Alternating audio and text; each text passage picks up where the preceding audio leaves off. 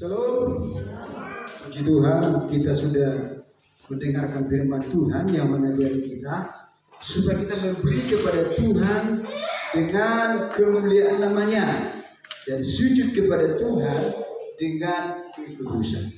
Apa itu artinya Bapak Saudara? Kalau kita memberi kepada Tuhan bukan dengan dosa, jadi harus dengan kekudusan. Kita memberi persembahan, kita harus dengan kekudusan. Jalan itu harus benar. Haleluya. Kita memberi persembahan, ucapan syukur, persembahan, perpuluhan, apapun itu untuk pekerjaan Tuhan, beri dengan kekudusan, bukan dengan bersungguh-sungguh. Kalau bersungguh-sungguh itu bukan tulus, bukan dengan kekudusan itu. Kalau memberi ngomel-ngomel, kita harus dengan sukacita. Haleluya. Dengan tulus, itu namanya dengan kekudusan. Memberi dengan tulus karena Tuhan lebih dulu memberi kepada kita. Amin. Haleluya. Yang terbaik, yang terindah Tuhan sudah berikan bagi kita. Apa itu? Dia rela mengosongkan surga. Dia menjelma menjadi manusia sama dengan kita supaya kita selamat.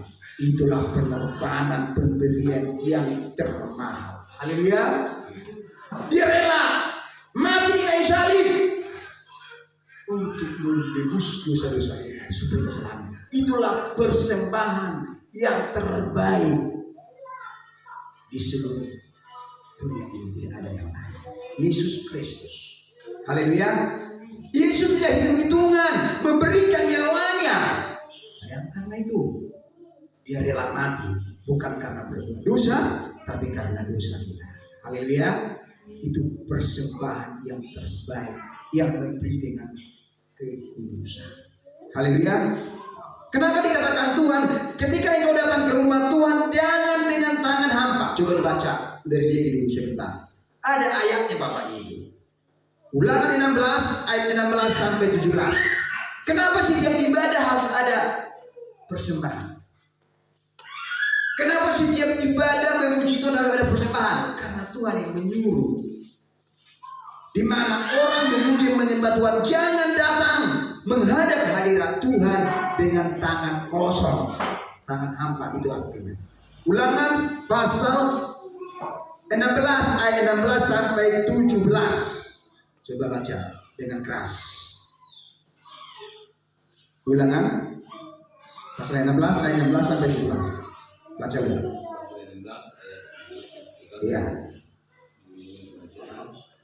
Lalu berkatalah Musa kepada Korah, engkau ini dengan segenap putramu harus menghadap Tuhan. Engkau dan mereka dan Harun pada esok hari. Baiklah kamu masing-masing membawa pembayarannya membunuh hukumannya di atasnya. Lalu kamu persembahkan masing-masing perbaraan di hadapan Tuhan 250 perbaraan. Juga engkau ini dan Harun masing-masing harus membayar perbaraannya. Beda. Ulangan ayat 16 kayaknya beda itu, bukan itu ayatnya. Ulangan beda sekali didengar, bukan itu kubaca tadi. Ulangan pasal 16 ayat 16. Kayaknya beda kitab itu. Haleluya. Ulangan. Ya, saya akan bacakan kalau tidak dapat ya. Ulangan pasal 16 ayat 16. Pasal 16. Iya. 16 sampai dengan 17. Tiga kali setahun setiap orang laki-laki di antara harus menghadap hadirat Tuhan Allahmu. Itu yang akan dipilihnya. Jadi pada hari raya roti tidak berarti. Pada hari raya tujuh minggu dan pada hari raya pondok daun. Janganlah ia menghadap hadirat Tuhan dengan tangan hampa. Stop. Janganlah ia menghadap hadirat Tuhan dengan tangan hampa, tangan kosong. Terus lanjut.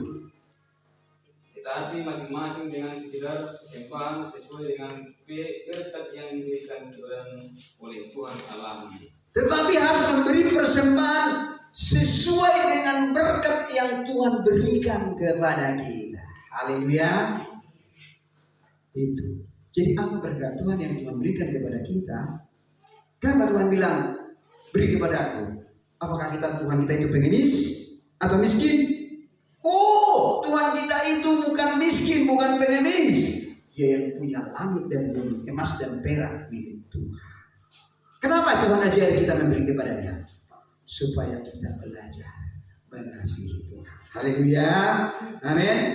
Supaya kita belajar mencintai Tuhan.